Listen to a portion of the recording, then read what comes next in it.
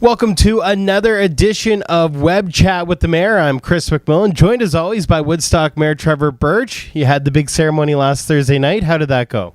Oh, it was a great night, and of course, new direction from City Council with our new members, and we're looking forward to getting straight to work this week on Thursday night. We have quite a full agenda.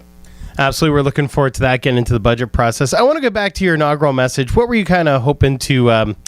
what were some key messages or some key things you wanted to outline during that, your first inaugural message of this new term? Well, we have a lot of great things going on in the community right now, plans that have been developed and started over the previous term of council, and we want to continue to work on those. And during the election, the councillors heard a lot of concerns from the community where we want to continue to make improvements to things that matter most to people here in the Friendly City.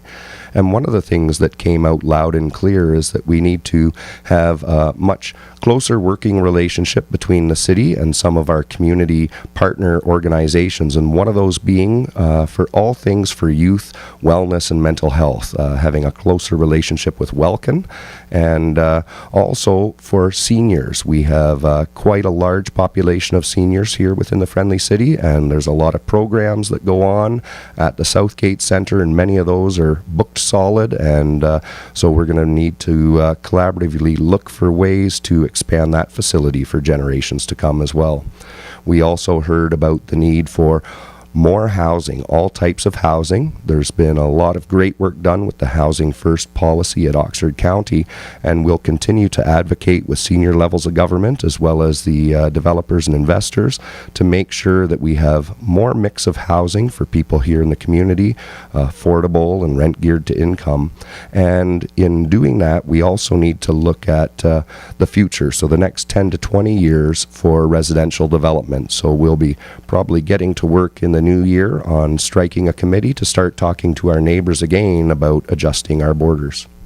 Busy week too this week. You mentioned earlier we got a council meeting on Thursday night. Also, I understand there's a public meeting tonight. Can you explain what that's about? Yeah, so tonight we have our public planning meeting, and there's quite a few applications coming forward. We have a piece of land that was declared surplus by the County of Oxford by the hospital near the current Woodingford Lodge site, and on that application they're looking for 4 buildings that would be 1 story each, having 6 apartments. So that'll provide some good housing relief for seniors here in the community.